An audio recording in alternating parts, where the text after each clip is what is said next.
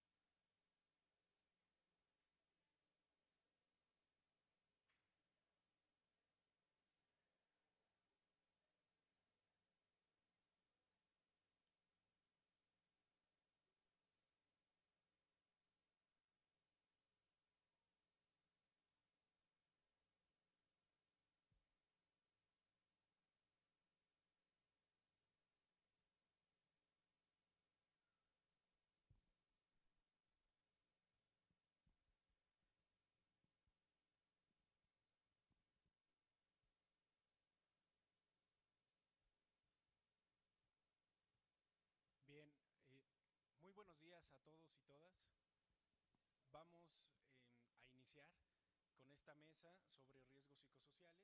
Si me permiten, antes de iniciar, quisiera poderles presentar a nuestras panelistas, a nuestros panelistas que van a estar participando en una reflexión bastante cerrada, bastante fuerte, sobre el tema de riesgos psicosociales en el trabajo actual de la transición para la Fiscalía. Entonces, si me permiten, voy a presentarles una breve semblanza sobre nuestras panelistas y panelistas que van a estar participando. En primer lugar va a participar el doctor Israel Castillo. Él es doctor en psicología clínica por la Atlantic University, es maestro en terapia familiar de pareja y del niño por la Hope International University de California y licenciado en psicología por la Christian College del Pacific. Realizó su internado y entrenamiento en trauma psicológico para la atención a veteranos de guerra en el Long Beach Memorial. Es experto en trauma psicológico y trastornos disociativos, ha sido consultor externo en diversas instituciones gubernamentales, estatales y federales, así como experto en el diagnóstico, mantenimiento y fortalecimiento de equipos de alto rendimiento y de instituciones. Ha sido docente en la Universidad de las Américas, la Universidad Iberoamericana, la Asociación Mexicana de Psicotraumatología. Actualmente es coordinador de uno de los diplomados de psicotraumatología certificados por la Universidad Nacional Autónoma de México y es experto en la capacitación en recuperación de eventos traumáticos. Le damos la bienvenida al doctor Israel Castillo.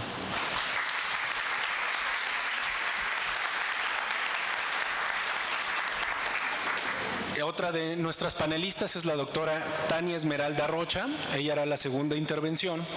La doctora Tania es doctora en Psicología Social, profesora investigadora de tiempo completo en la Facultad de Psicología, es investigadora nacional nivel 2, es coordinadora del Grupo de Investigación de Estudios de Género y Sexualidad de la Facultad de Psicología.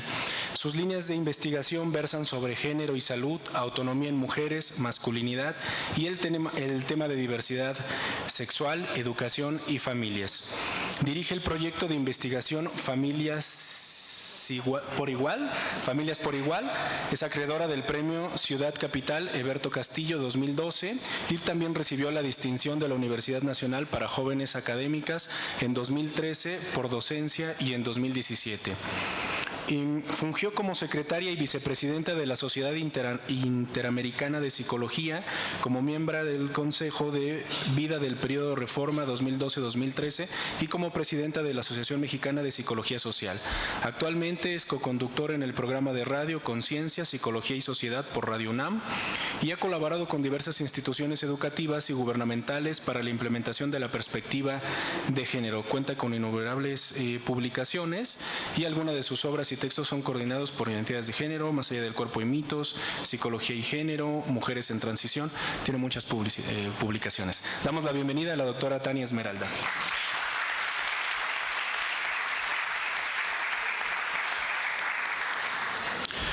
A continuación, otro de nuestros panelistas es el doctor José Gerardo Huerta Alcalá.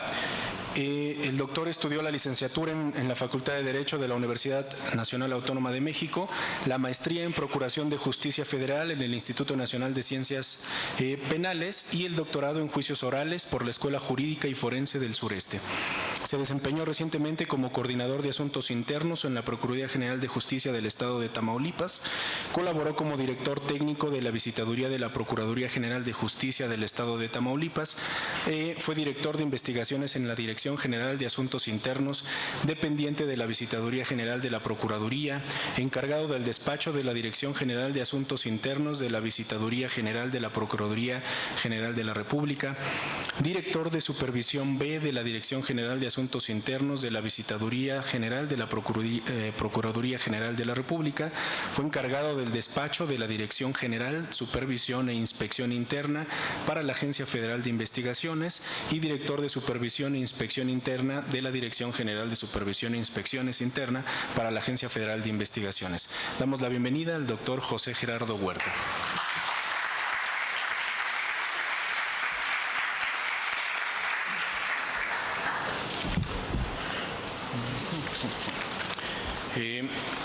Voy a dar la semblanza de otra de nuestras panelistas que está por integrarse porque tuvo una complicación por este cierre de periférico, pero ella es la maestra Yasmín González. La maestra Yasmín González estudió Sociología en la Universidad Autónoma Metropolitana, en la Unidad Xochimilco, cursó la maestría en Estudios Políticos y Sociales de la Universidad Nacional Autónoma de México y especialidad en Desarrollo Humano y Psicoterapia Gestalt en el Instituto Humanista de Psicoterapia Gestalt. Ha participado en el diseño e impartición de diversos talleres, cursos y diplomados vinculados a los temas de género, derechos humanos de las mujeres, liderazgo, transformación positiva del conflicto, políticas públicas e igualdad, acoso y hostigamiento sexual, violencia de género, violencia escolar, masculinidades, contención psicoemocional. Lleva más de 15 años trabajando en distintas instituciones como consultora y asesora, como el Gobierno de la Ciudad de México, el Instituto Nacional de las Mujeres y entre otras. Desde 2011 ha participado en varias propuestas y formatos de capacitación como la norma para los estándares de atención presencial de primer contacto a mujeres víctimas de violencia de género.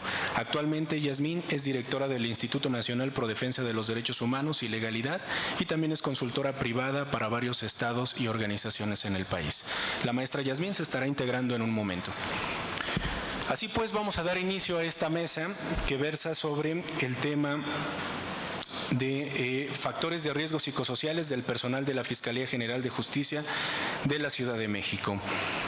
Vamos a darle la palabra a cada uno de nuestros ponentes, de nuestras ponentes, de 15 minutos. Les pediría a cada uno, a cada una, que seamos muy puntuales con los tiempos. Y vamos a dar como una línea. Estamos en un momento de transición importante, no solo en nuestro país, sino también en nuestra ciudad. Pero estamos en un momento importante de transición, porque tenemos dos hitos que han marcado un cambio de timón en lo que está pasando en la salud mental en nuestro país. Uno es la publicación de la norma 035, literalmente en la forma en la que se evalúan y atienden los riesgos psicosociales en nuestras instituciones. Y dos, la nueva inclusión de medidas de nosologías, es decir, de enfermedades en la clasificación internacional de enfermedades. Por primera vez, la clasificación internacional de enfermedades en su versión 11 ya considera al burnout o al síndrome de burnout como una entidad directamente vinculada con la salud mental y profesional por el tipo de trabajo que se realiza. Y esto es un hito, esto no existía. Esto es algo que ha cambiado y va a cambiar la forma en la que entendemos la salud salud mental en el resto del mundo. Así pues, bajo esta perspectiva y estos retos que enfrentamos como transición de Procuraduría a Fiscalía, quisiera darle la palabra en un primer momento al doctor Israel Castillo sobre algunas reflexiones al tema. Adelante, doctor. Gracias Pavel, y gracias a las autoridades que tuvieron a bien invitarme a participar en esta mesa, a mis colegas, compañeros, compañeras aquí adelante, a todos ustedes. Quiero agradecerles el estar aquí y su interés principalmente por estos temas de salud mental, psicosociales, y comprender varios factores que pudieran de alguna manera contribuir negativamente a un deterioro en la salud mental.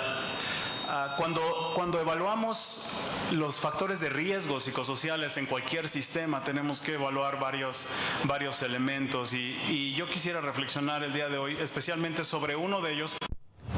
Quisiera mencionar 4, pero quisiera pasar más tiempo principalmente hablando de uno de ellos que es muy poco conocido, y ese lo dejaré hasta el último. Quisiera comenzar por los factores físicos. Cuando se evalúa una institución o un sistema, siempre buscamos la salud ambiental, esta relación que existe entre la salud mental y el ambiente laboral, la ventilación, los colores, los hacinamientos o no hacinamientos, los recursos con los que cuenta una institución, como recursos pudieran parecer insignificantes, como papel del baño, como hojas, como lápices. Tenemos que cuidar esos factores físicos. Esa es una de las cosas que quisiera poner sobre la mesa, pero principalmente también el segundo factor que quisiera hablar de manera muy rápida tiene que ver con la capacitación y factores técnicos. La profesionalización implica el saber adecuadamente el manejo de cada uno de los casos en las distintas profesiones que en esta institución laboran, y la adecuada supervisión de esos casos. Entonces quisiera hablar de esos dos temas: factores físicos, factores técnicos. Y una muy importante es el ambiente laboral. Creo que se han hecho bastantes estudios, se están realizando actualmente estudios sobre los factores del ambiente y el clima laboral. Esos son 3 elementos que siempre que evaluamos un sistema laboral, buscamos diagnosticar y por ende buscar algún tipo de remedio o solución. Pero no quisiera enfocarme en esos 3 porque seguramente mis compañeros y mis compañeras hablarán más sobre ese. Mi tema aquí va principalmente a un cuarto factor que en los sistemas de procuración de justicia muy pocas veces se habla. Cuando hablamos de procuración de justicia, nos imaginamos una serie de actividades profesionales cotidianas muy desgastantes por la alta concentración de usuarios, usuarias, la alta concentración de demandas, los tiempos legales. Nos imaginamos una serie de tareas repetitivas y constantes, pero se nos olvida un factor sumamente importante en la salud, que es el factor humano. Los sistemas de procuración de justicia inherentemente tratan de manera cotidiana con el sufrimiento humano. Personas que han sufrido violaciones, vejaciones, humillaciones, personas que han sido traumatizadas por crímenes, por delitos.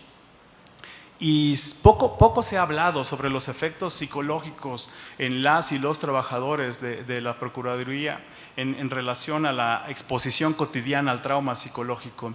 En 1995, el doctor Perlman acuñó el término trauma vicario. Los sistemas de procuración de justicia están cotidianamente expuestos. Las personas, los hombres y mujeres que ahí laboran, están cotidianamente expuestos a lo que se llama trauma vicario. Es un trauma secundario. ¿Qué es el trauma vicario? Es la alteración de esquemas mentales como resultado de mi ejercicio profesional. Es decir, algo que yo no viví, pero escuché, y lo escuché de primera línea, debido a mi ejercicio profesional, va a acabar alterando mis esquemas mentales. Si yo les preguntara a todos ustedes que laboran en la institución, ¿cuántos de ustedes han sido modificados en sus esquemas mentales? Les aseguro que todos, ¿no? Ya no tomamos ciertos taxis, ya no caminamos por ciertas calles, no salimos estamos nerviosos cuando alguien de nuestra familia va a pasar por esa carretera o por esa colonia. A esto le llamamos trauma vicario. Es la alteración de esquemas mentales debido a experiencias que no me pasaron a mí, pero que estoy expuesto a ellas de manera cotidiana.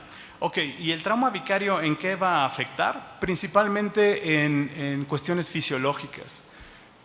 Se ha visto, y la definición del trauma vicario es la sintomatología postraumática en personas que no han vivido trauma. Son personas que ya su fisiología está alterada, su ritmo cardíaco está acelerado, trastornos de ansiedad manifestados en insomnio, ataques de pánico, evitación, y obviamente esto va a afectar también en la salud física, problemas gastrointestinales principalmente, y tendrá una afectación también en el funcionamiento social. Esto se debe a que el trauma vicario va a afectar estructuras subcorticales en el cerebro, esta parte que se encarga del sistema de alarma, va a estar encendido cuando no tiene que estar encendido, y entonces el trauma vicario va a convertir a las personas en personas sumamente irritables, intolerantes, agresivas y con poco acceso a su capacidad profesional, porque se encontrarán reactivas gracias al trauma vicario. Y desgraciadamente el trauma vicario no se queda en el trabajo, no se queda en las oficinas. El trauma vicario nos acompaña a nuestras casas.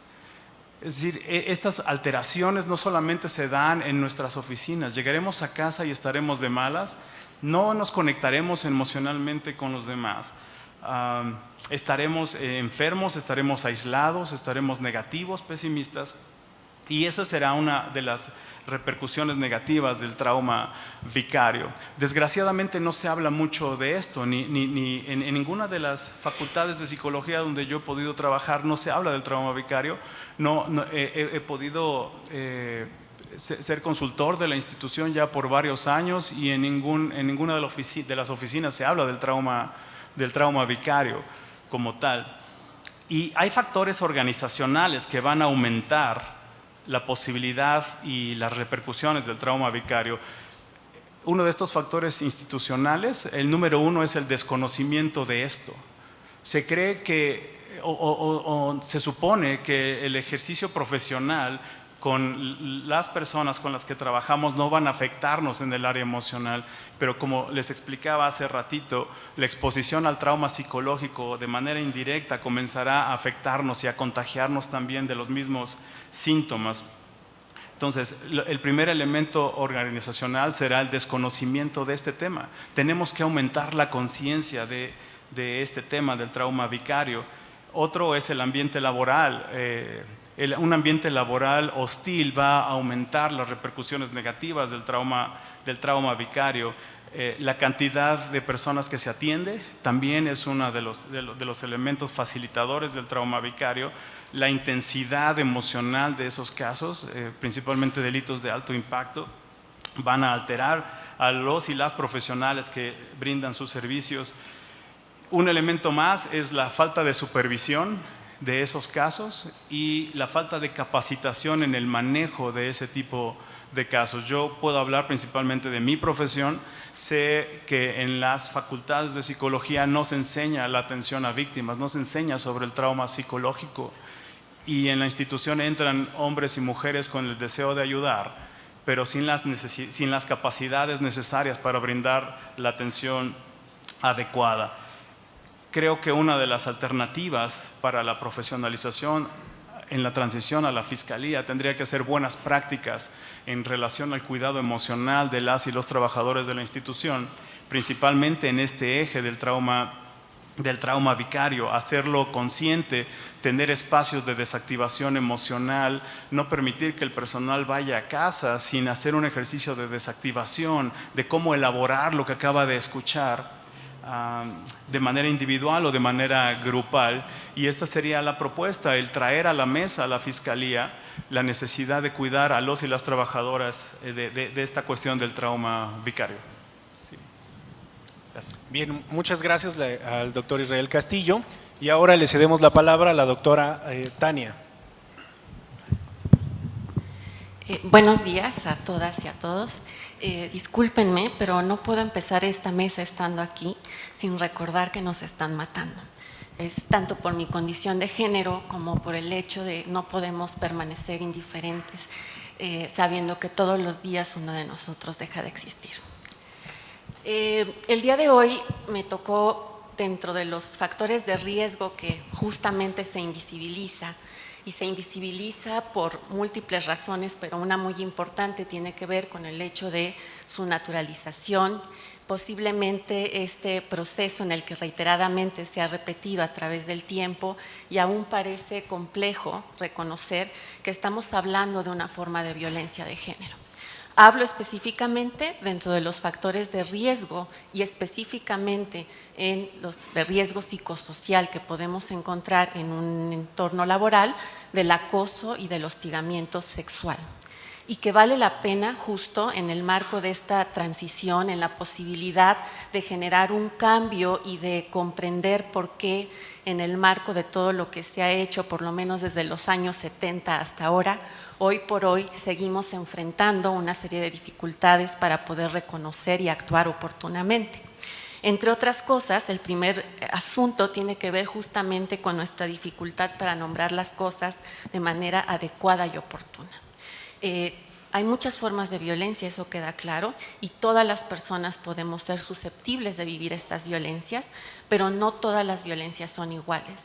Y cuando digo que no todas las violencias son iguales, estamos precisamente aludiendo a, en el tema que me compete, diferenciar lo que es el mobbing o la violencia o acoso laboral que se da por cualquier persona a cualquier persona bajo la idea de someter a esa persona que está en un contexto laboral, pero que no tiene, esto es fundamental, que no tiene el carácter o la dimensión sexual.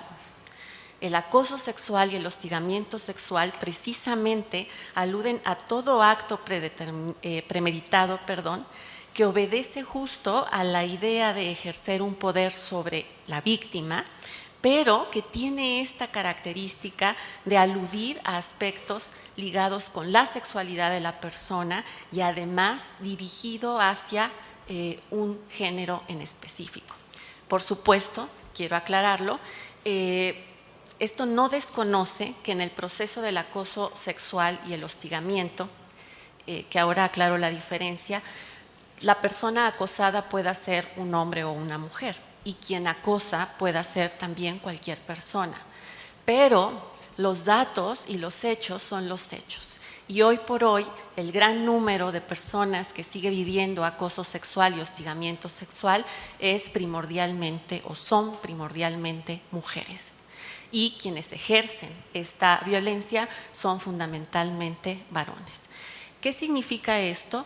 Es muy importante comprender para fines de toda esta planeación, de toda esta transición, que cualquier protocolo, cualquier propuesta de intervención, cualquier planeación que se haga, requiere, entre otras cosas, una definición muy clara, concisa y precisa, que entre otras cosas, por ejemplo, deje claro por qué se está hablando de violencia y no de un asunto de cortejo o de cómo alguien percibe las cosas inadecuadamente.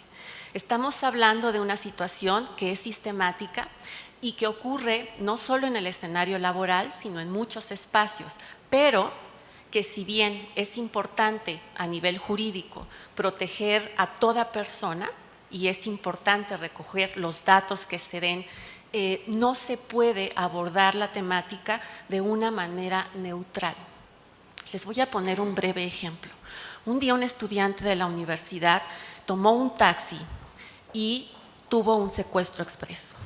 Afortunadamente no pasó nada y él platicó un día conmigo y me dijo: Tania, realmente estaba muy asustado y pensé que me iban a violar. ¿Por qué lo iban a violar? Este chico, que no tendría que ser necesaria la aclaración, es un chico gay. Si hubiese sido una mujer, no hubiese importado su orientación sexual, porque la simple condición de género la coloca o nos coloca en una situación de riesgo. Es por eso que no podemos equiparar las violencias, y no equipararlas no quiere decir que una sea más importante que otra. Lo que nos exige es que justamente en el marco de todo protocolo, de toda planeación, de todo proceso de capacitación y sensibilización, tener protocolos como la mayoría de los que existen, en donde hay definiciones, no es suficiente. ¿Por qué no es suficiente? Porque al final cada uno y cada una de nosotras interpretamos desde nuestra propia historia, lo que nos han enseñado, lo que creemos que está bien o está mal, o lo que hemos vivido, la manera en la cual vamos a entender un fenómeno como este. Insisto, no debe obviarse que el acoso y el hostigamiento es una expresión más de la violencia de género, que de cada 10 mujeres, por lo menos 4 o 5 renuncian al trabajo debido a esta situación, que constituye una causa de suicidio, que forma parte dentro de los indicadores de salud mental de una fuerte depresión, que puede llevar a la incapacitación, por supuesto, y que ¿qué es lo que acompaña este tipo de violencia, este tipo de riesgo psicosocial dentro del trabajo? Pues generalmente, y lo quiero dejar tal cual puntual, el acoso y el hostigamiento llega, no como se dice coloquialmente hasta donde la mujer permite, sino hasta donde la institución lo permite. Si en una institución no hay una cultura de cero tolerancia que deje claro las conductas, los comportamientos y las cosas que no están permitidas, es imposible que exista en cualquier nivel de esa institución una comprensión clara del fenómeno y, por tanto, una intervención adecuada hacia las personas que se tienen que atender. Estamos hablando de un espacio que juega un papel crítico en la atención ciudadana. Estamos hablando de un momento crítico en el que no se confía en las instituciones. Estamos hablando también de un momento crítico en el cual vivimos múltiples violencias. Pero llama la atención, si ustedes ven las estadísticas internacionales, entre otras cosas para el 2030 que se pronostican cuáles van a ser las diferentes causas de muerte en el mundo, adivinen que no desaparece y sube. Feminicidio, violencia de género. Sí, también está la depresión, es cierto, pero el asunto es cómo han pasado tantos años y no hemos podido lograr erradicar o detener algo que no viene en ningún gen, no está en el ADN, no está en el cerebro, no es una cuestión instintiva, no es porque tengan ganas sexuales y quieran entonces estar con otra persona. Estamos hablando de un ejercicio de poder. En este sentido, insisto, se vuelve fundamental que también dentro del espacio institucional se tenga claro, y por eso la distinción de acoso y hostigamiento. Una de las cosas que ha dificultado el poder entrar adecuadamente al tema es que creemos que el acoso y el hostigamiento, digamos, lo equiparamos y está siempre ligado a una posición de jerarquía. Hay hostigamiento sexual cuando existe una condición jerárquica en donde el chantaje sexual se pone en juego para hacer que esa persona ceda a lo que yo estoy pidiendo. Pero el acoso sexual, no el hostigamiento, el acoso sexual se puede dar en cualquier dirección. Y esto es muy importante porque no necesariamente tiene que haber una posición jerárquica dentro de la institución, pero sí las condiciones simbólicas y socioculturales que reiteran una y otra vez, y esto es súper importante, ojalá quede claro, que hoy por hoy seguimos siendo las mujeres y no necesariamente los varones los que simbólicamente estamos pensados como objetos sexuales. No hay hoy por hoy en la calle un espacio en donde exista un calendario con hombres desnudos para vender aceite, para vender lo que quieran. Entonces es importante recordar que en el marco de poder planear una intervención a este riesgo psicosocial que justo es del que menos se habla o ese que queda como siempre abajo de la mesa, tenemos que reconocerlo en el marco de una cuestión que es contextual y cultural. Cabe aclarar otros problemas que tenemos y que requieren, insisto, una sensibilización, pero también una claridad y una discusión colectiva en donde no sea una sola voz la que determine una definición. De hecho, si una definición termina o está acotada, pues algo está raro, porque estamos en un continuo movimiento en donde también hay que ir integrando estas transiciones. Pero algo que ha sido problemático es cuando, para determinar si hubo acoso o no, se tiene que poner en cuestión la percepción y la palabra de la persona que vivió el acoso. Cuando se considera que para poder apalabrar que hubo un acoso, tiene que haber sido claro que no era algo buscado o deseado por la persona. Yo les quiero decir algo. Tengo muchos años, estudiando este tema. Y si hoy en la calle alguien me chifla o me grita, no estoy segura de que reaccione de una manera particular. Es probable que me paralice, es probable que me quede callada y dirán, pues, ¿qué le pasa? Hay cosas, decía mi colega del trauma vicario, en el feminismo le llamamos violencia simbólica. No tenemos que vivir ciertas cosas para vivir justo con el miedo de que no solo por la violencia en general, sino por el hecho de ser mujer, necesito fijarme en qué taxi abordo, en si hoy voy a andar por la calle muy noche o no para saber cómo me he visto, aunque no tenga nada que ver con las violencias que puedo vivir. Entonces, para cerrar, quisiera aclarar que el acoso sexual laboral sin duda va a incidir en la dinámica que hay, no solo entre las personas que conforman una institución, sino en general en la organización laboral. Y en ese sentido es sumamente importante que haya un trabajo sistemático, un trabajo permanente en el cual se pueda dejar en claro para todas las personas que se encuentran dentro de la institución, insisto, cuál es la política que hay respecto al tema de acoso y hostigamiento, qué efectos tiene en la salud, cuáles son las formas en las que esto se manifiesta, cómo y cuál es el procedimiento al que yo puedo acceder cuando vivo una situación de esta. Todas las personas, quien acosa y quien vive acoso, tiene derecho a conocer las circunstancias, pero es muy claro que si no existe transparencia, que si no existe claridad en los procesos, en lo que se considera y se define como situaciones de acoso, se vuelve mucho más complejo que una institución como la que estamos en este proceso de transición no solo no pueda detener este riesgo psicosocial dentro de la misma institución, sino que su intervención hacia afuera no garantice una intervención oportuna. Es necesario, concluyo, el hecho de trabajar en acciones de sensibilización y capacitación, pero quiero decirles algo muy importante.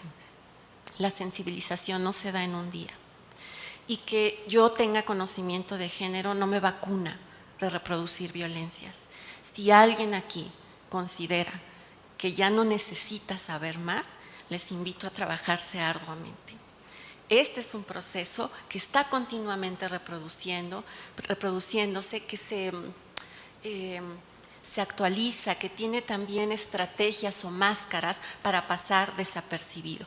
Y sin duda es importante entonces poner atención a este proceso. Cabe aclarar, no toda víctima va a responder igual, pero eso no resta impacto o niega la existencia del acoso. Habrá quien tenga más recursos, habrá quien pueda encarar al acosador, pero habrá quien no. Y ni es mejor una persona u otra. Lo que necesitamos atender es las condiciones que posibilitan ese acoso.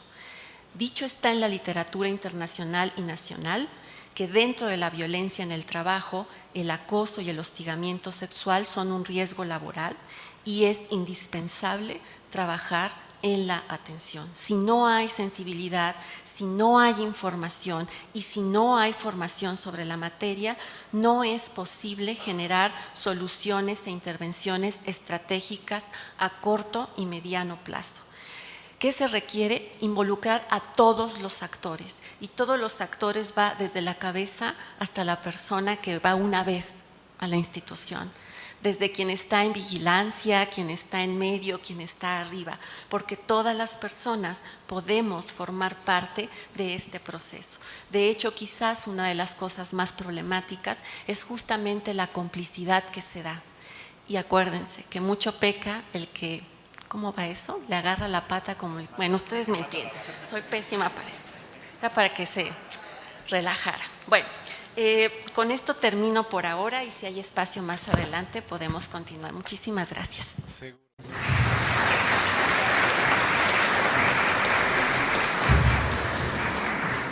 Agradecemos a la doctora Tania Esmeralda y ahora le damos la palabra a la maestra Yasmín.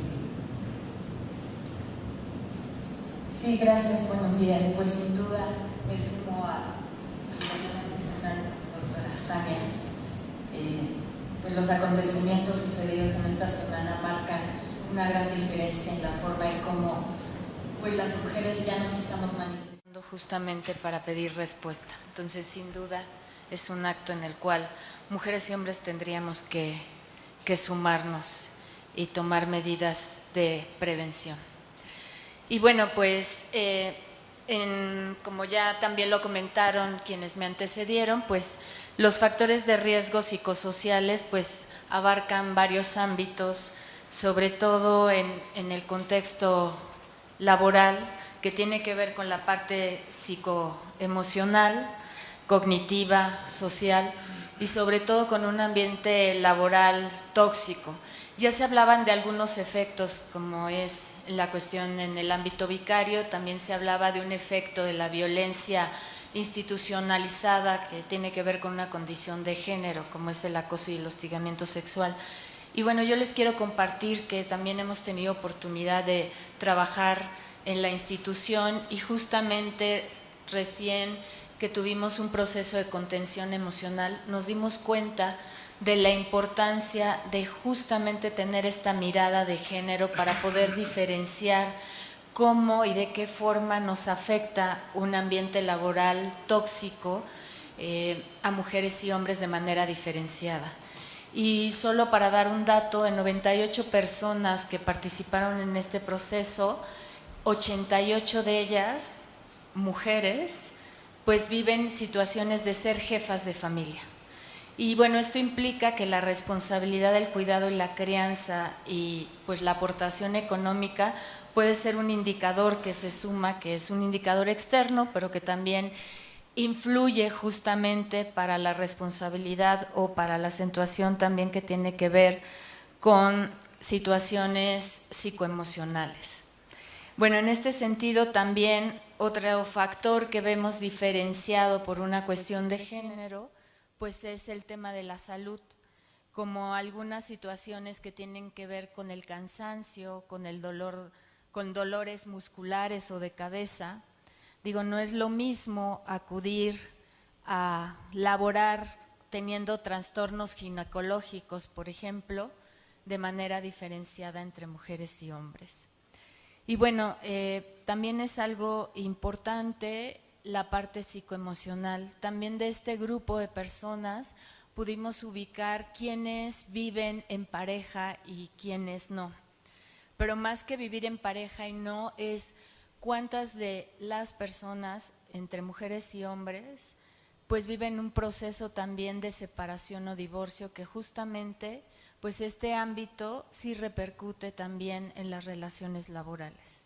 Entonces, frente a eso, pues justo es, y coincido, muy importante poder en primer lugar tener una mirada de género para poder distinguir justamente el impacto de los factores psicoemocionales y sociales que afectan a mujeres y hombres. Por tanto, planes, programas, acciones o propiamente una política laboral tiene justamente que incorporar tres elementos: una perspectiva de género, una perspectiva justamente desde la vinculación y el desarrollo humano, y una perspectiva que tiene que ver con el reconocimiento del derecho a un ambiente laboral libre de violencia. Y para ello, pues existen ya digamos, justamente como lo mencionaban, acciones que ya se han puesto en práctica y acciones que están normadas, y solo basta ver o darle una revisión al marco jurídico en la materia, y pues contamos justamente con algunos instrumentos normativos sobre la salud laboral, como los plantea la Organización Mundial de la Salud, la Organización Panamericana de la Salud, la Organización Internacional del Trabajo y la Secretaría del Trabajo y Previsión Social en el contexto nacional. Y bueno, aterrizando al contexto nacional, me parece que una de las normas que es muy importante estudiar y analizar y que sería relevante que en posterior pudiéramos tener una discusión sobre ello es justamente la norma oficial 035, que esta norma oficial pues es una brújula, una guía que justamente puede orientar a las instituciones a, en primer lugar, a identificar qué se va a entender por factores de riesgo psicosocial en el ámbito de trabajo. Y justamente también brinda instrumentos de cómo detectar, y algo que es muy importante justamente para poderlo incluir en una política pública laboral es cómo medimos. Es decir, cómo partimos de un diagnóstico que haga visible estas necesidades o estas problemáticas específicas que requiere la institución, que requieren las áreas, porque bueno, en esta transición, en esta nueva reingeniería institucional, pues justamente no todas las áreas tienen las mismas funciones, ni las mismas atribuciones, ni las mismas responsabilidades. Entonces, en primer lugar, es muy importante tomar en cuenta los perfiles institucionales, las funciones y las atribuciones. Entonces, esta norma nos invita justamente con instrumentos muy específicos a medir de qué manera pueden en las instituciones dar cuenta de cómo se está llevando a cabo esta afectación de factores psicosociales en el ámbito laboral. También esta norma nos invita justamente y nos orienta a cómo poder y de qué forma construir objetivos que nos lleven justamente a la prevención. Es decir, de qué manera se puede llevar a un ambiente laboral no tóxico, libre de violencia y libre de discriminación.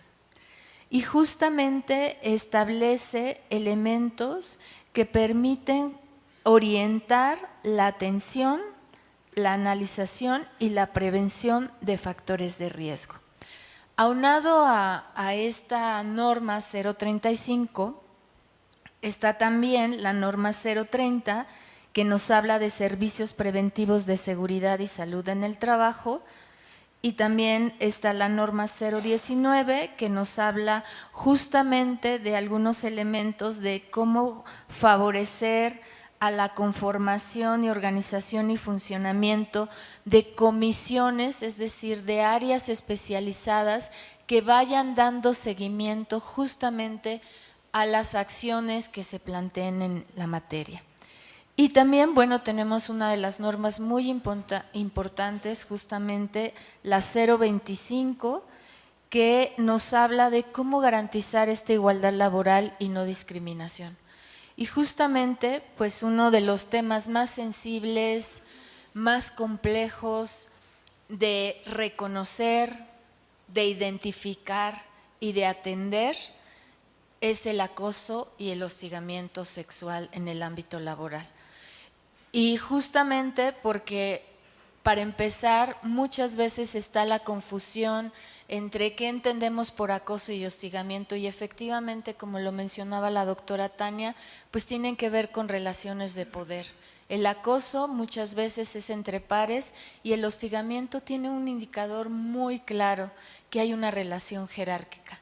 Sin embargo, en ambos es difícil muchas veces acreditar, por ejemplo, una mirada lasciva, un tocamiento, un susurro, una palmadita, mensajes mensajes corporales, que justamente aquí es muy importante la información y la sensibilización para que las personas que forman parte del ambiente laboral también sean personas cero tolerancia a estas prácticas, porque en muchas ocasiones pareciera que pasa entre dos personas y no, hay un colectivo que sabe, no, pues ese jefe o esa jefa ya sabemos cómo actúa, o ese compañero o esa compañera con esas imágenes.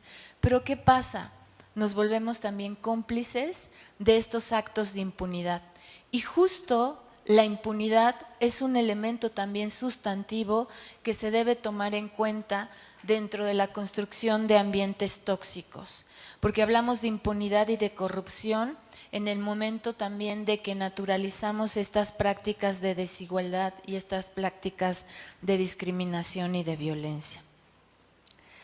Otro elemento también importante es justamente de qué manera atender las repercusiones de las que ya también se mencionaron y que seguramente vamos a hablar a lo largo de la mesa, pero en esta experiencia que nosotros tuvimos justamente al hablar de la contención emocional es la presencia de la depresión y la ansiedad en el personal.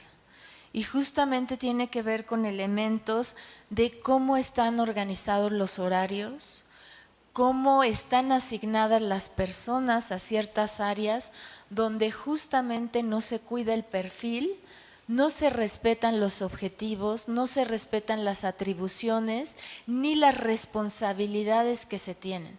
No es lo mismo indagar o investigar un feminicidio a indagar e investigar el robo de un auto. Digo, perdón, ¿no? Entonces, en ese sentido, si yo estuve en robo de autos y me pasan a una investigación de feminicidios, pues por mucho que yo sea eficiente en la investigación, no voy a contar con los elementos, ni voy a conocer los protocolos, ni las rutas que tengo que seguir justamente para dar cumplimiento a mi objetivo. Entonces, eso es muy importante tomarlo en cuenta. Por eso, el apostarle a un servicio civil de carrera nos permite justamente irnos especializando y profesionalizando en el campo de acción y justamente evitar pues estas torpezas institucionales que en muchas ocasiones sí pueden cobrar vidas, no solo de quien brinda el servicio, sino también de las víctimas. Otro elemento también que me parece muy importante es de qué manera se promueve una cultura laboral, porque seguramente a lo largo de este foro pues vamos a hablar de violencia laboral, de discriminación, de inclusión, pero ¿qué me toca a mí y qué le toca a la institución? Y sí tiene que ver con un proceso reeducativo, y sí tiene que ver con tanto la institución armar una política institucional, un plan, hacer visible y armonizar todo este marco normativo que hay, estas buenas prácticas que también ya se tienen y justamente armar planes, programas que sean específicos y acordes. Y en ese sentido considero que es muy importante sobre todo atender la salud psicoemocional, que no solo es responsabilidad individual. Justamente hay una cultura laboral a nivel nacional que quien va a terapia es de entrada porque tiene un problema. Sin embargo, no se ve que ir a terapia es un espacio de encuentro conmigo misma, es un espacio de diálogo conmigo mismo.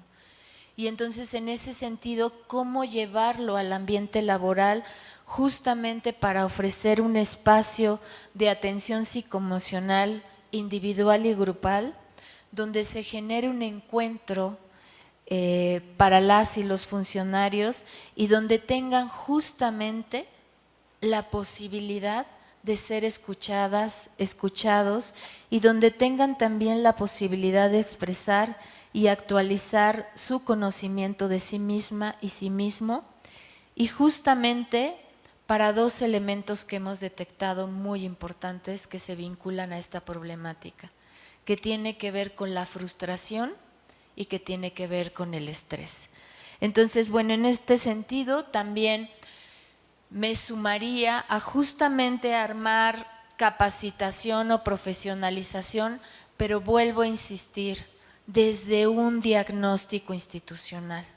De nada sirve recibir capacitaciones solo para cubrir un objetivo, en tanto en que no se vean las necesidades de conocimientos, de habilidades y justamente aquellas que contribuyan al desarrollo y crecimiento de la persona. Por eso, en ese sentido, el enfoque de desarrollo humano también es sustantivo para garantizar un crecimiento y un desarrollo en las personas. Muchas gracias.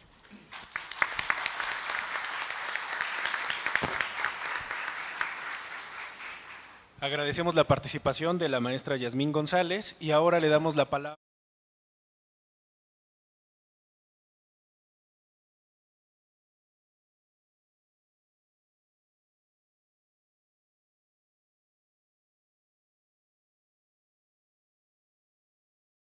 Y honrado de encontrarme ante ustedes, primordialmente para tratar un tema de suma importancia, como es la protección a la salud psicosocial de las y los servidores públicos de la Procuraduría General de Justicia de la Ciudad de México, más en estos momentos de transición a una fiscalía, en donde existe una cierta incertidumbre por todas y todos los servidores públicos. ¿Qué va a suceder? Al respecto, es importante resaltar que el ser humano como ente biopsicosocial rige su comportamiento por su ente biológico, su psique y primordialmente por su entorno o medio que se desempeña. Por tanto, es de suma importancia que éste sea el adecuado para realizar debidamente sus funciones, primeramente como ser humano y posteriormente como servidores públicos. Es por ello que durante esta administración de la Procuraduría General de Justicia, la licenciada Ernestina Godoy Ramos, se han implementado diversas actividades orientadas al mejoramiento y a la solución de los problemas que se han detectado en la institución. Una de las primordiales fue que nos dio instrucción a todos los titulares de las áreas, primeramente de visitar a todas las fiscalías y coordinaciones territoriales de la institución para detectar los problemas que pudieran tenerlas y los trabajadores de la institución, viendo a ellos no solamente como servidores públicos, sino como seres humanos. Es de suma importancia en esta administración vernos a todas y todos los servidores públicos primordialmente como seres humanos. Y derivado de estas visitas se detectaron diversas problemáticas, por lo que se han girado diversas instrucciones, tanto a Oficialía Mayor, a la Visitaduría y diversas procuradurías para solucionar estos problemas. Entre ellas, se han realizado actividades para el mejoramiento del equilibrio laboral, las condiciones de los servidores públicos, tanto en el ámbito salarial como en el ámbito de las condiciones en que se desarrollan. Ello derivado primordialmente que se tiene debidamente detectado problemas que se podían presentar en las actividades de los servidores públicos derivadas de las situaciones laborales. Hay que recordar que hay otras fiscalías que se han realizado diversos estudios, como en Chile, donde se realizó un estudio para detectar el síndrome de Burnout, que no es más aquel que detecta los riesgos psicosociales de los diversos trabajadores y trabajadoras en el ámbito de procuración de justicia. Por tal motivo, se ha instruido debidamente a todos los y las servidoras públicas de primera línea de la Procuraduría a atender esa problemática de los servidores públicos. Para tal efecto, se hace acabar cumplimiento a la norma 030 CTP del 2009, que es el antecedente a la norma 035, que próximamente será publicada en el Diario Oficial de la Federación, en donde se especifica claramente qué es una salud psicosocial. Esta norma enuncia y define a la salud psicosocial como el conjunto de condiciones propias del ser humano y de su estilo de vida, del medio laboral y del entorno extralaboral que influyen en la salud, en el desempeño, la satisfacción y la productividad de los trabajadores. Para ello, es importante detectar los riesgos psicosociales, que no son más que aquellas características derivadas de las condiciones de trabajo y sobre todo de su organización que afecta a la salud de los trabajadores y trabajadoras a través de un mecanismo psicológico y fisiológico, de las cuales también denominado estrés, el problema de salud actual mundial denominado estrés, que esta administración tiene como prioridad ir eliminando o detectar. ¿Y qué actividades se han desarrollado? Se han impartido capacitación a las diversas y diversos servidores públicos. Asimismo, se han creado cursos para efecto del proceso de contención emocional a las diversas, a servidoras y servidores públicos, primordialmente al área sustantiva, que son las primeras de contención, aquellas que reciben la problemática a primera línea. Inclusive, ante mi experiencia como visitador en esta administración, existe la instrucción directa al personal que tengo a cargo que temas de ámbito laboral y sexual sean prioritarios. Se les da un tratamiento diverso a las diversas problemáticas o cotidiano de las quejas que se recibe en contra de los y las servidoras públicas de la institución. En el caso concreto, en mi experiencia como titular de la visitaduría, solamente hemos recibido dos quejas de acoso sexual por parte de servidores públicos de la institución. Las mismas, que una se encuentra en trámite y la otra ya fue debidamente resuelta como procedente, dando vista al órgano interno de control para su resolución y en su caso determinar la responsabilidad del servidor público. También se dio vista a la Fiscalía de Delitos Sexuales para determinar la probable responsabilidad penal del servidor público, porque es una conducta que no es admisible en esta administración y en ninguna otra. No se puede permitir ese tipo de circunstancias, es una política de cero tolerancia a esa situación. También la Fiscalía de Delitos Sexuales tiene un protocolo a cumplir en cada una de las denuncias que se reciba por delitos de acoso, que sea un ejemplo. Tenemos la calidad de servidores públicos para ello, así como los instrumentos normativos para el mejoramiento. Reiterando, en el tema sexual, si existe un cabal cumplimiento al protocolo, se atiende en forma sigilosa y prioritaria a la víctima, se hace la entrevista en un lugar debidamente adecuado, en donde no sea percibible por demás personas. Se solicita la atención inmediata de un especialista clínico en materia de psicología para que atienda a la víctima. En caso de ser una víctima que sea adolescente, niñas, niños o adolescentes, se solicita la atención del especialista en materia psicológica clínica en pediatría para efecto de atender de forma inmediata en la situación. Se solicita la presencia de diversos especialistas médicos por si hay que atender de forma inmediata alguna agresión, no solo de índole psicológica, sino también de índole médica, de salud. Una vez que se recaba la entrevista y se emite la ayuda psicológica correspondiente,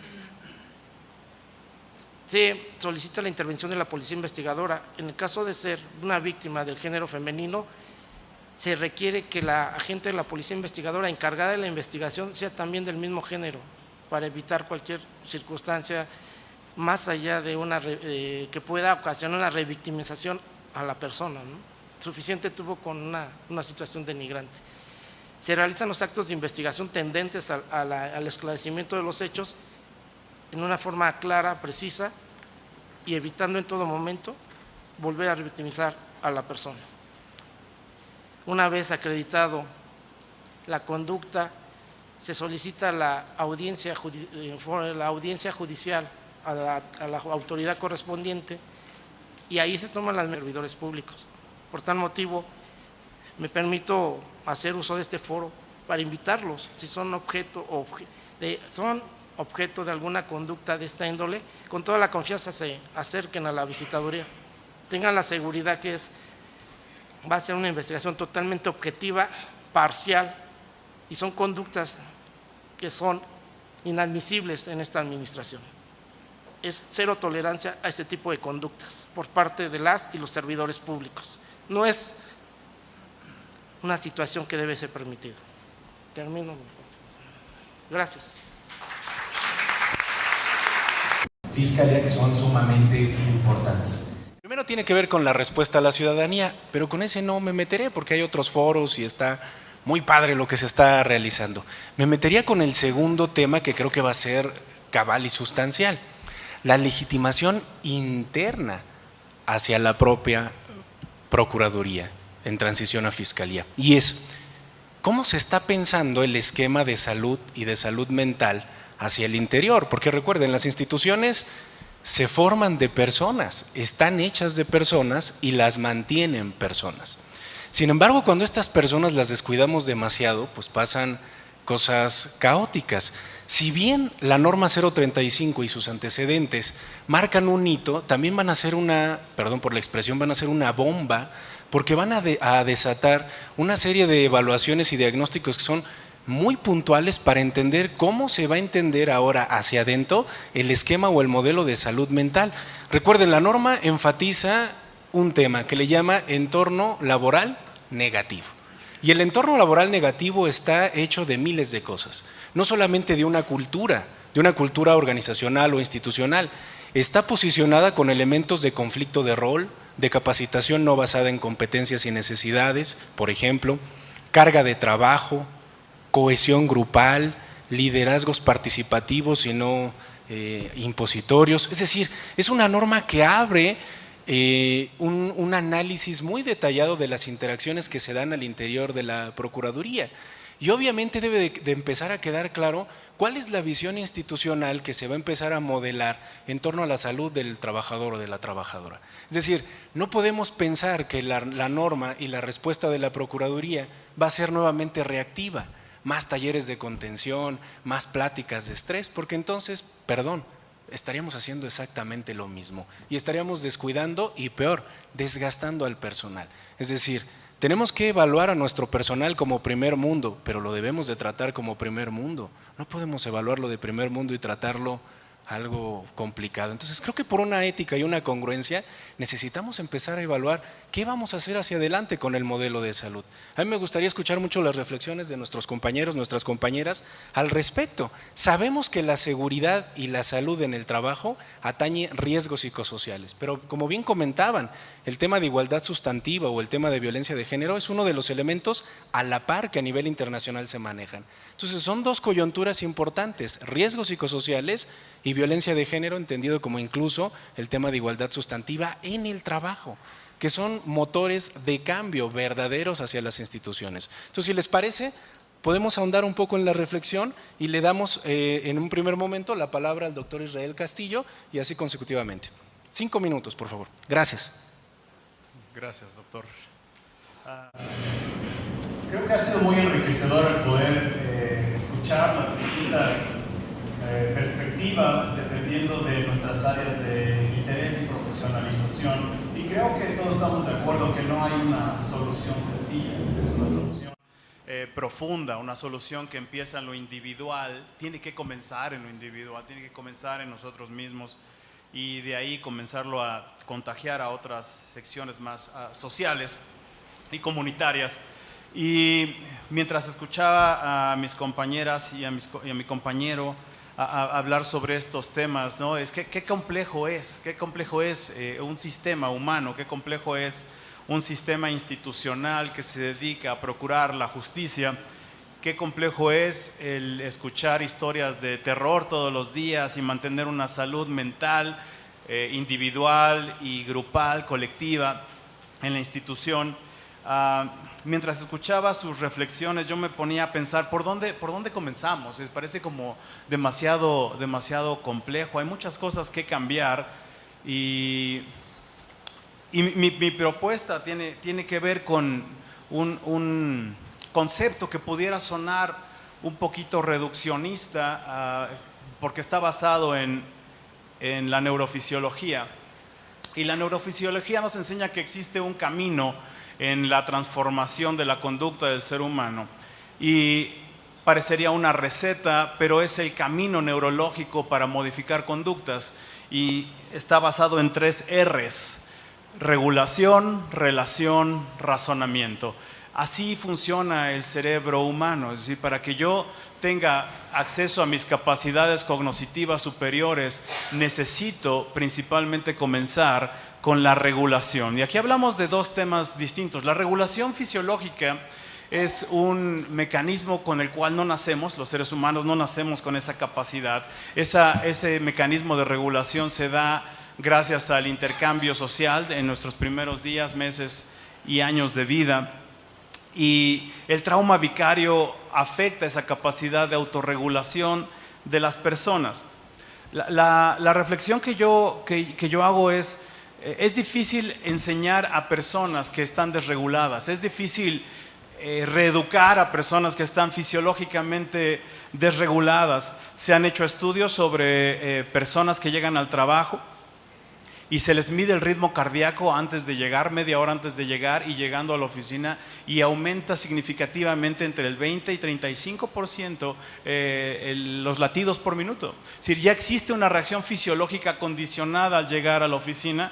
Sería bueno que ustedes hicieran ese experimento con ustedes mismos, ustedes mismas, a ver si el ritmo cardíaco aumenta al llegar a la oficina. Y el estrés puede venir de dos fuentes, y esa era la diferenciación que quería hacer este día en esta reflexión. El burnout y el trauma vicario son dos cosas muy distintas. Sí, el burnout es una cuestión más crónica, a la exposición al trabajo de manera crónica por mucho tiempo, situaciones de acoso, de hostigamiento, situaciones de injusticias, de liderazgos sumamente deficientes. Es un desgaste crónico, y el trauma vicario es una cuestión aguda. Puedo estar yo bien y atender a una persona el día de hoy y su historia choca con mi historia, hay similitudes, tengo hijas, tengo hijos, soy papá, soy hijo, tengo mamá, y esa vulnerabilidad social y humana me hace sumamente perdón por la redundancia, vulnerable a ese tipo de historias. Entonces yo comenzaría con el diagnóstico, como decía mi compañera. Es sumamente importante hacer este diagnóstico, es decir, en la Procuraduría hacia una Fiscalía, ¿hay más burnout, hay más desgaste laboral o hay más trauma vicario? Mi compañero hablaba de los trabajadores de primera línea, son los que reciben de manera más directa estas narrativas altamente emocionales que pueden transformar a una persona. Creo que comenzaría yo proponiendo un diagnóstico en base a esta necesidad de regulación. ¿Hay más desgaste laboral, hay más burnout o hay más trauma vicario? Muy bien, agradecemos al doctor Castillo y ahora le damos la palabra a la doctora Tania. Muchas gracias. Pienso un par de cosas, las diré brevemente. Primero, creo que el reto fundamental ante el cual nos enfrentamos es justamente el hecho de cómo se ha subestimado históricamente el tema de la salud mental y emocional, aquí y en todas partes, entre otras cosas por tanto el estigma que supone como por la dificultad para manejarlo en general. Y en ese sentido me parece muy importante, ante un planteamiento que hacías sobre la legitimación interna, cómo seguir trabajando en construir buenas prácticas, no solo de género, sino también de salud. Hoy parece que es motivo de orgullo decir: llevo varios días sin dormir, tengo trabajo para el fin de semana, que en el celular nos estén hablando y mandando mensajes a cada rato. Entonces, bueno, creo que el reto implica no solo buenas prácticas de género, sino buenas prácticas de salud mental y emocional. Quisiera aclarar que el término víctima obedece más a cuestiones de carácter legal, pero que no debe entenderse por que con lo que digo estamos victimizando o revictimizando a las mujeres. Es más bien entender de qué manera se gestan estas relaciones de poder, en donde en muchas ocasiones hay distintos factores que coercionan la voluntad y la posibilidad de acción de las personas. Creo que es muy importante que también tengamos en cuenta el número de denuncias no equivale a la ocurrencia, es decir, si tenemos un problema es justamente la dificultad para denunciar por las relaciones de poder, por las complejidades en los procedimientos, porque desafortunadamente, y lo digo con mucho respeto, pues porque también dentro de mi trabajo hemos colaborado en la generación de protocolos, pero los protocolos no son la panacea. Al final, si la persona o las personas que estamos interactuando con este protocolo insisto, no reconocemos que somos parte de un entramado cultural en donde al margen de una definición y de una serie de pasos no interiorizamos lo que estamos hablando, se vuelve muy complejo el poder llevar a cabo una intervención oportuna. Ahí hay un gran reto y me hace pensar de nueva cuenta, a propósito de la legitimación interna, el hecho de que definitivamente tendría que ser en el espacio laboral, como es el caso de la Fiscalía, el que las relaciones de cordialidad, de respeto, de reconocimiento, no solo a las diferencias entre las personas y los seres humanos, sino también a los retos que hoy van emergiendo. Hay un tema que no he tocado, pero que es fundamental y tiene que ver con la diversidad sexual. Tenemos retos impensados. Por ejemplo, ante esta petición de que actúe una persona del mismo género frente a alguien del mismo género, se vuelve muy oportuno, pero ¿qué pasa cuando estamos ante población trans?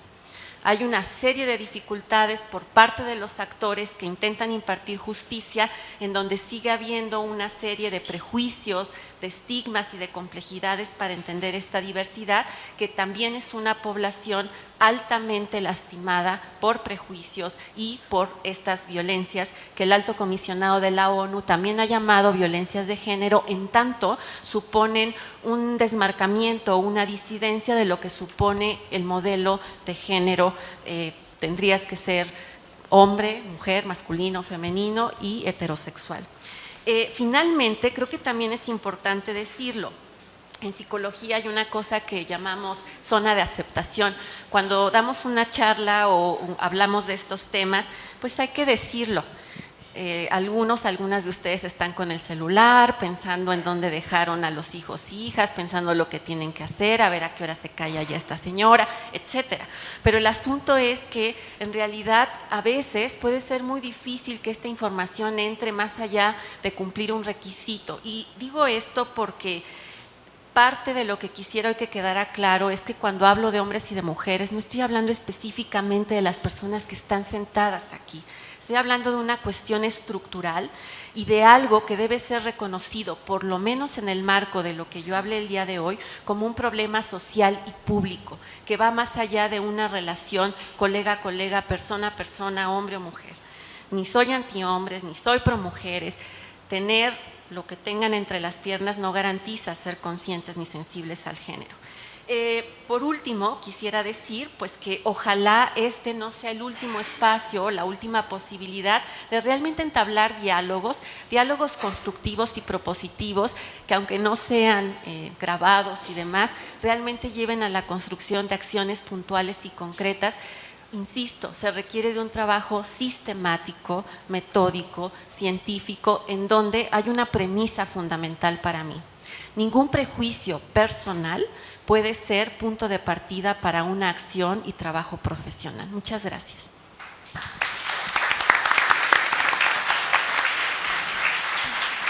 Bien, agradecemos nuevamente a la doctora Tania y le damos la palabra a la maestra Yasmín González.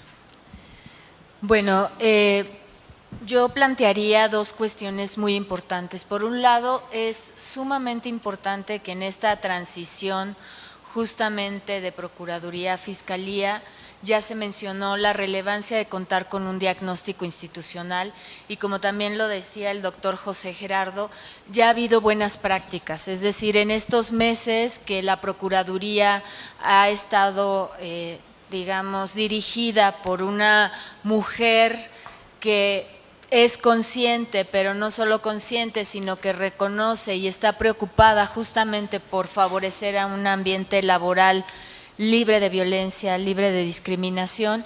Es muy importante que estas acciones que se están mencionando, que ya están en práctica, justamente se valoren de cómo se pueden adecuar a la nueva reingeniería de funcionamiento institucional que va a tener la Fiscalía. Entonces, en ese sentido, me parece que es muy importante un primer diagnóstico que dé cuenta justamente de qué y por dónde se tiene que atender. Un segundo elemento que me parece también muy importante es que aquí se ha invitado justamente a identificar, a detectar, a atender, a denunciar, pero uno de los elementos, y que quiero reiterarlo, la impunidad institucional en muchas ocasiones tiene que ver justamente con la falta de información. Entonces, me parece también relevante que en esta reingeniería institucional debe de quedar muy claro cuáles son las áreas que van a promover, que van a atender y cuáles van a ser las rutas. Es decir, es muy importante contar en esta nueva fiscalía con una unidad de género que justamente sea un área, un mecanismo institucional que contribuya justo a incorporar esta perspectiva de género y derechos humanos de manera transversal en la fiscalía, y que también haya una área o áreas, no sé, que sean responsables de dar seguimiento justamente al cumplimiento de la atención, ya sea de implementación de protocolos, programas, planes de trabajo encaminados a la atención de los factores psicosociales. Porque yo me preguntaría si todas las personas que están aquí presentes tenían conocimiento de lo que justamente el doctor José nos comentaba, de que existe una visitaduría, de que existen mecanismos para hacer una denuncia, de que solamente con tanto personal solo hay 2 casos que se han detectado. Y por otro lado, un tercer elemento que también considero importante es cuál va a ser la actuación frente a la impunidad. Es decir, en casos de acoso y hostigamiento sexual, ¿cuáles van a ser los mecanismos claros de sanción que van a ser evidentes justamente para contribuir a una cultura laboral que no favorezca la impunidad? Y otro elemento también importante que hay que retomar es justamente en el Foro de Economía Mundial el llamado que se hace para garantizar un ambiente no tóxico laboral, es hablar de la inteligencia emocional. Entonces, habría, como dicen ya también mis compañeras y compañeros que participaron, ojalá y no quede solo aquí la discusión, habría que seguir pensando de qué manera todas estos llamados, estas recomendaciones internacionales, estas buenas prácticas se pueden adecuar a la reingeniería institucional que va a dar funcionamiento a esta fiscalía. Y finalmente me gustaría concluir con una frase que cuando un número decisivo de personas transforma su actitud o su comportamiento, la cultura en su totalidad se transformará. Muchas gracias.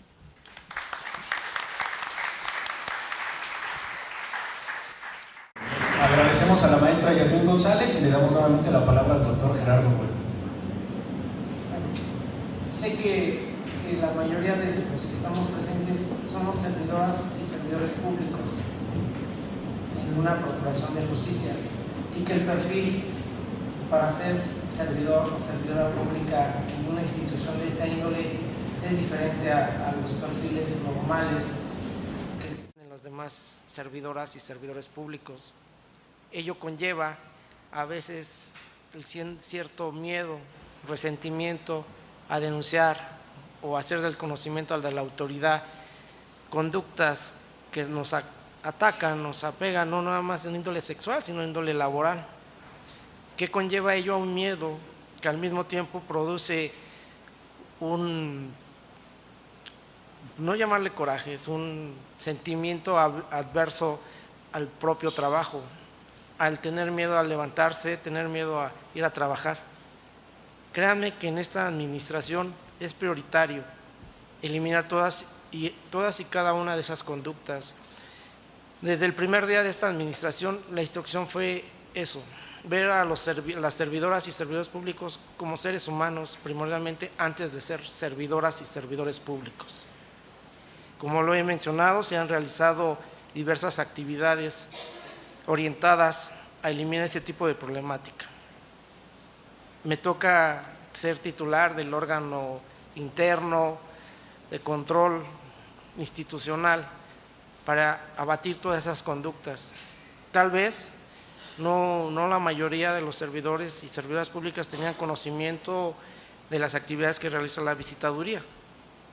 Entre ellas se ha dado la instrucción directa al personal, al fiscal y los diversos encargados de las agencias que tengan sensibilidad a las personas, a todas las personas que se acercan a la visitaduría. No se acercan solamente para atender un problema, ¿no? Se sienten no escuchadas, y ese es el gran problema que existe a veces en una institución, no solo hacia el público, sino entre nosotros mismos. Nos sentimos que no somos vistos ni escuchados por nuestros superiores, y eso que conlleva un poder de estos a seguir agrediendo, a seguirlos maltratando. Créanme, esas conductas son inadmisibles en esta administración. Reitero, estamos a sus órdenes, la visitaduría está, se les admite, se reciben denuncias o quejas en forma anónima si consideran que no pueden ser atendidas. Hacemos visitas las 24 horas de los 365 días del año. El personal ministerial que hace las visitas tiene la instrucción directa de acercarse a ustedes, no nada más en una forma inquisitiva de revisar su forma de trabajo o su manera, sino saber sus problemas, que se acerquen a nosotros. Para eso estamos, para hacer una mejor institución, una mejor fiscalía. Estoy a sus órdenes para cualquier circunstancia. Les agradezco la atención. Nuevamente me siento honrado de estar ante ustedes. Muchas gracias.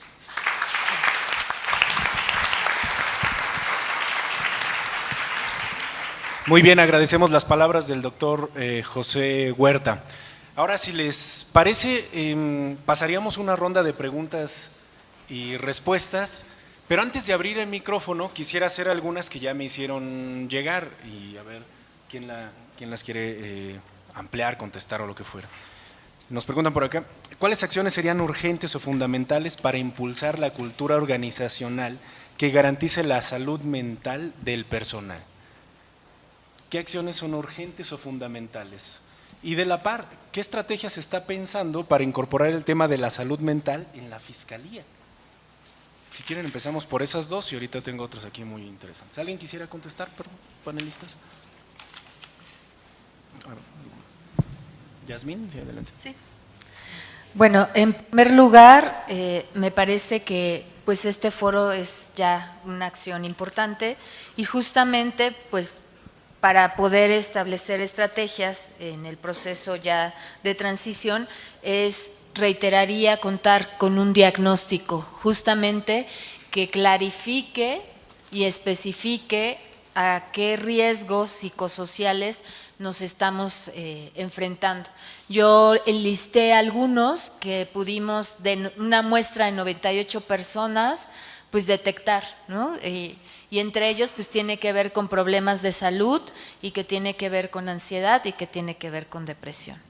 Ante ello, pues una propuesta que yo haría justamente es la integración de un protocolo para el seguimiento y la vigilancia de la salud laboral con la finalidad de promover el bienestar psicoemocional, físico y social de las y los funcionarios.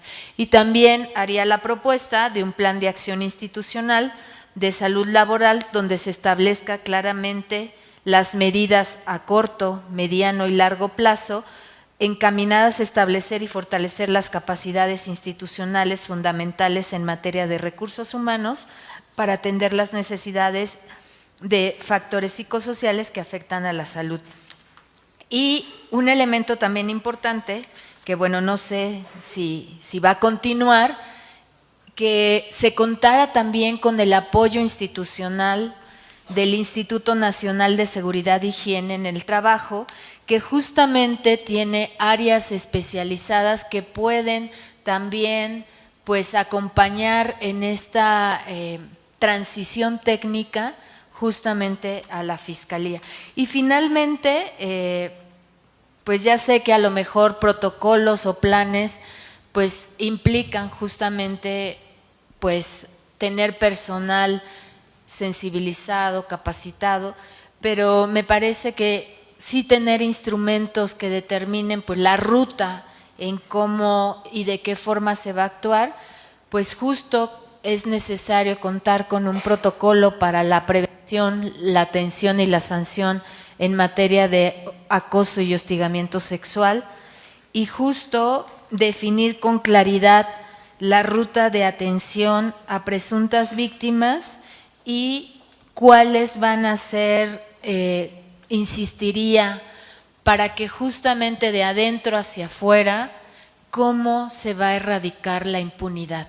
Es decir, tener claridad de cuáles van a ser las sanciones que se van a otorgar a las personas que justamente sean, tanto cómo se va a atender a las víctimas como cómo se van a atender a las personas que sean acusadas por alguna situación que esté vinculada justo a la violencia laboral. Muy bien, muchas gracias. ¿Alguna ampliación de algún otro de nuestros panelistas? Sí, Tani. Bueno, solo brevemente pienso que además de todo lo que ya se ha dicho, sí insistiría en la importancia, tenemos retos a nivel sociedad y mundo en cuanto a las condiciones de precariedad frente a las que estamos. Si siguiéramos esta propuesta de Maslow que decía que hay como niveles para llegar a la satisfacción plena, pues lamento decirles que no lo vamos a lograr porque hay necesidades emergentes básicas que no se han logrado satisfacer, pero la pregunta y la posibilidad es qué puede hacerse en lo inmediato dentro de una institución que está abriendo estos canales para generar una apuesta distinta. Bueno, sin duda hay que trabajar y repensar cuáles son las condiciones laborales internas que realmente posibiliten estas fronteras entre lo que es el espacio laboral, el espacio de ocio, que también es necesario, el espacio de descanso familiar, etcétera. Reconocer que hoy en el marco de ciertas exigencias y necesidades como una paternidad corresponsable o una mayor participación y empoderamiento de las mujeres, se requieren también de estrategias que sean coincidentes a esas necesidades, que permitan reconocer cómo afecta a las mujeres la doble presencia, el hecho de tener que estar en distintos escenarios y las dificultades de carácter práctico cuando un varón solicita tiempo, espacio para asistir a juntas, a la escuela, a una cuestión médica, etcétera. Los horarios son muy importantes, de verdad tenemos que hacer un trabajo serio en cuanto a la limitación de estos aparatos y que sean como esa conexión que resta temporalidad. La inclusión de la atención psicológica no como una medida emergente, sino cotidiana, justo en la que se reconozca que es un espacio de acompañamiento y en el que además también se actúe en pro de la seguridad y la estabilidad que deben tener las personas en el marco, reitero, de un contexto mundial de mucha incertidumbre. Muy bien, muchas gracias. Hay otras dos preguntas, las voy a ir como agrupando sin comerme ningún comentario, que todos son muy importantes, pero hay unas muy particulares. Particularmente al doctor Gerardo compartían. ¿Qué podemos hacer, por ejemplo, en los escenarios en donde la consigna es que se trabaje más por instrucción directa cuando eso atenta contra nuestros derechos laborales, ¿no? Es una pregunta bastante fuerte, es decir, hay que velar por mis derechos, pero pues aquí hay que chambearle más, ¿no? Básicamente es la pregunta. Y luego, ¿cómo posicionarse como una procuraduría de primer nivel cuando de repente hay poco personal para atender una demanda muy importante, con pocos servidores, servidoras públicas, y en este contexto en el que estamos viviendo? ¿Qué podrían compartirnos? Sí. Bueno, primeramente la carga de trabajo en toda Procuraduría y en esta es demasiada. Tenemos la conciencia de que existe en algunos casos, y no en todas las áreas, escasez de recursos humanos. Es una de las circunstancias que se ha detectado y son de las actividades o puntos problemáticos que se ha enfatizado en solucionar. En cuanto a las cargas de trabajo y horarios, desgraciadamente hay áreas donde son los turnos. Era a lo que me refería hace rato con el perfil de los servidores públicos, la atención a la ciudadanía.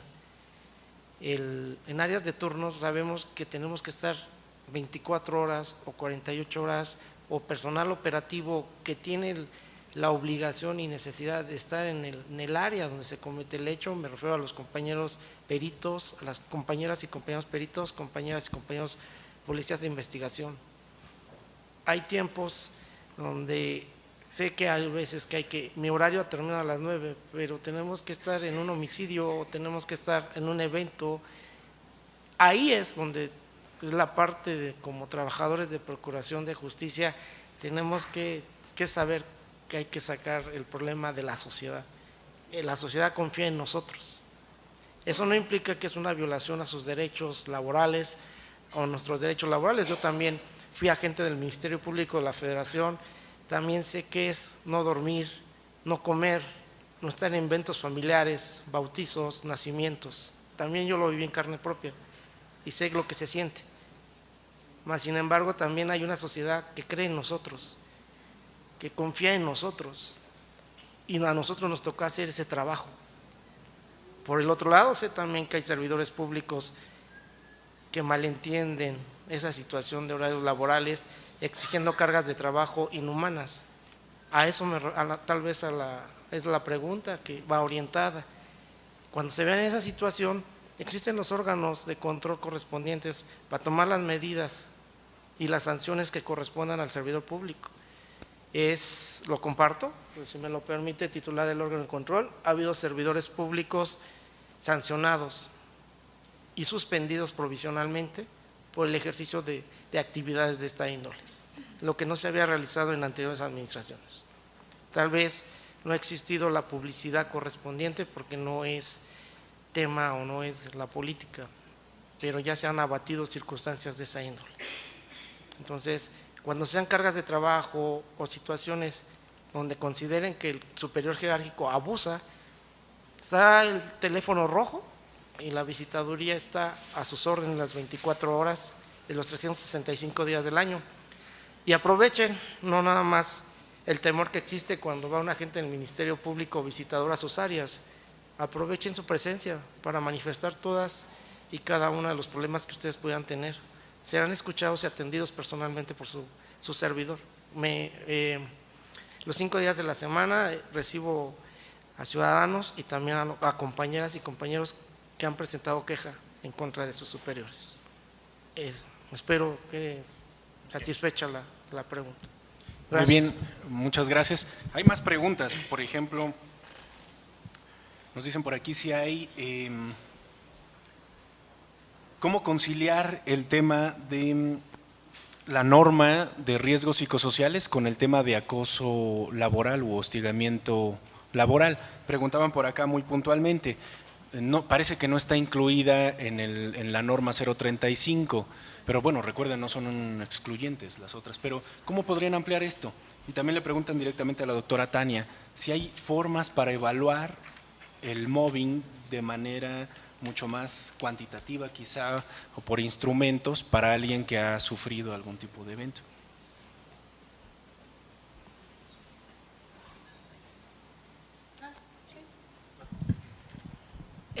Con respecto a lo de la norma, justamente yo cité 3 normas adicionales que complementan, y en particular la 025, que habla de igualdad laboral y no discriminación, marca justamente la responsabilidad que se tiene para garantizar un ambiente laboral libre de violencia y discriminación, y entendiéndose que el acoso y el hostigamiento sexual son una forma de violencia. También se tiene como marco legal la Ley General de Acceso a una Vida Libre de Violencia, tanto la federal como la local, que pueden ser un referente, así como algunas recomendaciones internacionales, sobre todo por parte de la Organización Internacional del Trabajo, que pueden ser ese referente. Es decir, la norma, justamente la 035,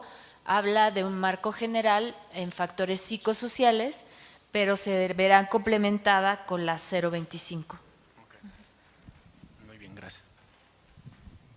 Y bueno, puntualmente respecto a si es posible evaluar el tema de acoso, reiteraría, mobbing o acoso laboral es una cosa, y sí hay esa violencia laboral que es directamente el subestimar a alguien en términos de sus capacidades o sus habilidades, específicamente en cuestiones de trabajo, sin importar quién sea.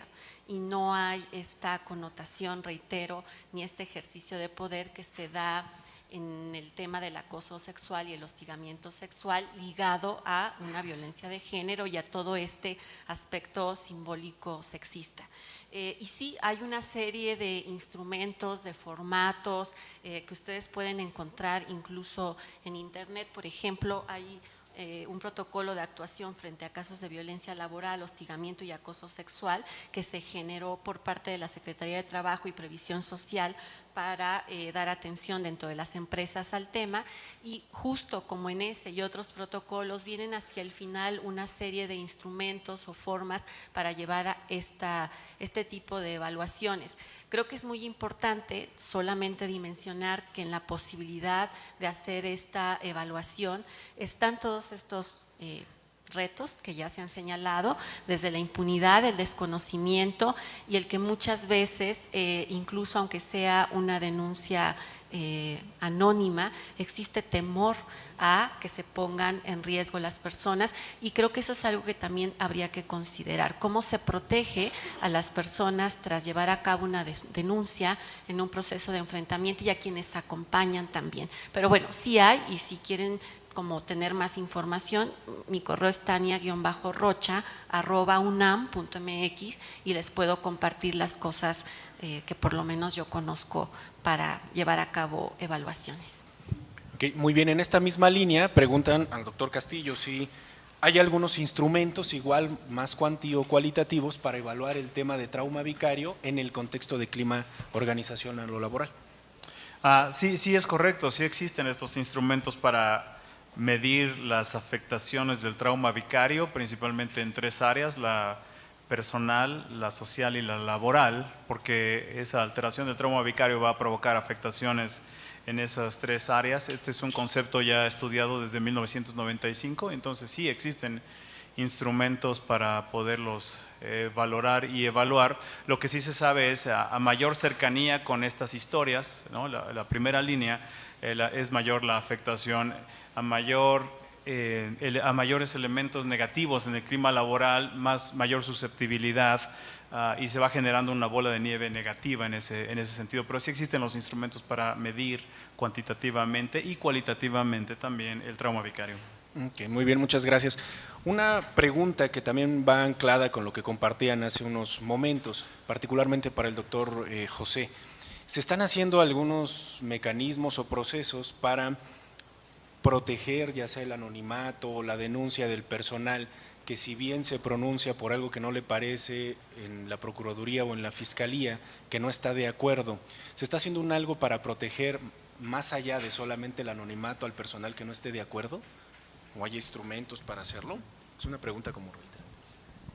En el tema de la denuncia anónima que se recibe por vía correo electrónico o por vía personal, porque en ocasiones ha llegado un sobre cerrado donde contiene una denuncia anónima, la instrucción es investigar, independientemente de que no encontremos el nombre de la persona, toda vez que en el sistema acusatorio lo importante es el hecho, ya no es necesaria una ratificación de una denuncia, una querella. Es una de las situaciones que tenemos arrastrando por parte de los compañeros y compañeras, ven a ratificar, ya no, respecto a la queja, se investiga inmediatamente el hecho, se inicia el expediente de queja, se manda al personal operativo de la visitaduría a investigar el hecho en forma inclusive secreta. Hay ocasiones que personal de visitaduría se encuentra en las diversas agencias sin que se percate el personal propio. Ello para abatir no nada más situaciones irregulares de nuestras y nuestros servidores públicos, sino también situaciones que ellos pudieran ser objeto por parte de sus superiores jerárquicos u otros entes. Esa investigación anónima se mantiene hasta encontrar los hechos correspondientes. Si se llega a esclarecer el hecho y encontrar que fue veraz, se emite la vista correspondiente al titular del órgano interno de control, aquí presente, y al titular de la Fiscalía de Servidores Públicos si fuera de índole penal el hecho, manteniendo en todo momento el sigilo y la protección a la persona denunciante. Va a haber un momento procesal que va a ser necesario su presencia ya dentro del debido proceso penal, o que integra desde la integración ya de la carpeta de investigación. Pero mientras, en una investigación primaria que se realiza en la visitaduría, se mantiene en total sigilo los datos de las personas denunciantes o quejosas para el debido a actividades de asesoramiento, y tenemos actividades preventivas a una posible conducta irregular que pudieran presentarse ante y en contra de nuestros compañeros. Ok, muy bien, muchas gracias. Una pregunta más al doctor Castillo, si podría ahondar y repetir la trilogía de las 3 R's. Ajá. Ajá. Sí, es regulación, relación, razón. Esas 3 R's, esa es como la anatomía del funcionamiento óptimo del ser humano. Quiere decir que si yo estoy regulado, me puedo relacionar. Si yo estoy relacionado, puedo aprender, puedo razonar, puedo tomar buenas decisiones, puedo brindar mis servicios profesionales. Una persona que no está regulada no se puede relacionar y no puede brindar servicios profesionales. Es así de sencillo. Por eso creo que una de las áreas importantísimas sería comenzar con la primera R, ¿no? Es hacer un diagnóstico. ¿Qué está desregulado? El hostigamiento sexual sí tienen que ver con el tema de dignidad de la persona, pero también tienen que ver con una violación a los derechos de bienestar y una vida libre de violencia, entre otras cosas. Si entiendo bien, tienen que llegar a un acto per se de lo que estaría como apalabrado como una situación física necesariamente, pero que son parte de esta reproducción de una violencia sexista. Entonces, yo insistiría tal vez en no dejar de lado el por qué históricamente se le ha ido nombrando a las cosas como se les ha ido nombrando, que claro, necesitamos abrir mucho más el campo, pero la violencia sexual en particular puede estar fuera del tema de acoso y hostigamiento dentro de la población LGBT. Es una herramienta de castigo, búsqueda de corrección, en fin, hay situaciones que rebasan este contexto específico que estamos hablando. Entonces creo que habría que dejar como cada cosa en cierto espacio y más bien tratar de ver aquellos aspectos que son transversales. Ok, muy bien, muchas gracias. Y una última pregunta, que creo que esta vuelve a sintetizar muchos elementos. Es una pregunta reflexión, y con esta cerraríamos si les parece. Si bien la Procuraduría ha estado implementando procesos para contención emocional, para atender el burnout, a la par se está presentando una mayor demanda al personal, una mayor saturación de los espacios de atención, una mayor demanda de compromiso organizacional. A su vez, esta misma demanda y estrés institucional está generando estrés y violencia organizacional en todas las áreas. Es decir, tenemos un elemento caótico. La Procuraduría está pugnando por la salud mental, pero también estamos viendo que la realidad es lo que ha pasado durante muchos años, ¿no? Obliga a que las mismas autoridades empujen al personal a trabajar de manera importante. Lo hacen a tono de pregunta, pero creo que es más bien un punto fundamental para reflexionar y quizás cerrar. ¿Alguien quisiera ampliar del panel? Platicaba con la doctora. Los psicólogos sabemos qué produce ese tipo de mensajes incongruentes, ¿verdad, colegas? Esquizofrenia, ¿no? Y hay instituciones esquizofrenizantes. Los mensajes de doble vínculo, ¿no? De te cuido pero te chingo, perdón, te cuido pero te lastimo, ¿no?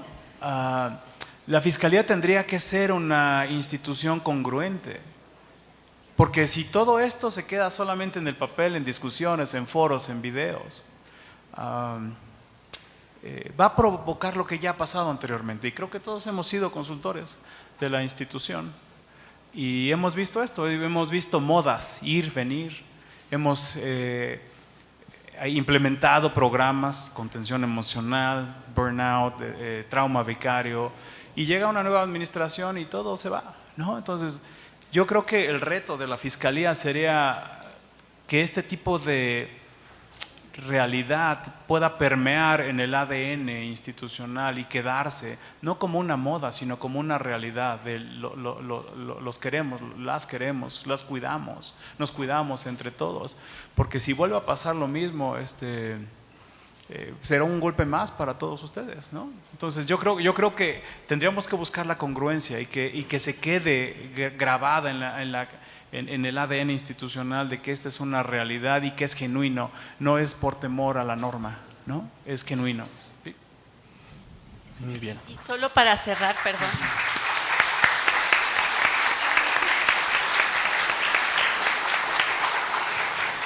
Justo en el trabajo que se ha venido realizando con colegas, pues también muy involucradas con el tema, como la doctora Olivia Tena y otras colegas en el proceso, en el trabajo con personas que están dentro de este servicio a la ciudadanía, hay una cosa básica, es cómo me pides que respete los derechos de las personas si tú no estás respetando los míos. Entonces, no hay manera de generar algo hacia afuera si no se puede empezar por casa. Y definitivamente pensaba hace rato que escuchaba al doctor José, creo que no solo en este tema, sino en muchos, también hemos romantizado el tema de ayudar, de esta cosa de estar disponible 100% y por lo menos yo en el consultorio, quienes trabajan 24/24 tienen serios problemas en muchas partes. Muchas gracias.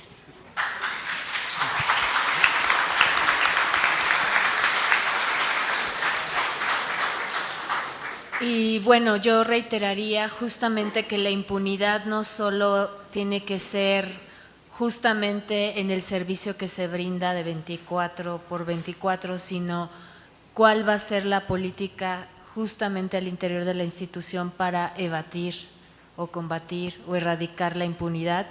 Y creo que un camino justo es la profesionalización y el servicio profesional de carrera que, como dicen, ojalá y estos foros, estas mesas o estas ideas que hemos conjuntado aquí se tomen en cuenta como un referente, justamente como puntos de partida y que sean reales. Y vuelvo a insistir, en esta reingeniería institucional es necesario contar con mecanismos claros, porque lo vimos con las preguntas, ¿cómo y de qué forma denuncio? Correspondientes y realmente ser una fiscalía donde el servidor público o la servidora pública de la misma se sienta orgulloso, no nada más con palabras, sino con hechos. Y como lo he manifestado desde el primer día que se tomó posesión en esa administración, se han implementado actividades orientadas a la solución de la problemática que se ha detectado. Obvio, es una situación histórica, no nada fácil, es una tarea titánica, pero día a día los miembros de la Procuraduría que nos ha tocado la fortuna de estar, tratamos de combatir todos los problemas que se nos presentan día a día. Muy bien, pues agradecemos la participación de cada uno de nuestros ponentes, de nuestras ponentes, y pues solamente abrir, recuerden, la información por ahí dicen que es poder, bajen la norma, apréndansela de memoria y empecemos a hacer ruido. Recuerden, las instituciones no son cosas dadas, las instituciones son producto de las interacciones humanas, es decir, tenemos que quitarnos esa idea de desesperanza de no poder hacer nada y tenemos que entender que podemos mover a la institución, ¿no? Desde una base. Agradecemos mucho la participación de cada una de las participantes, a ustedes por el tiempo y cerramos el foro formalmente. Bueno.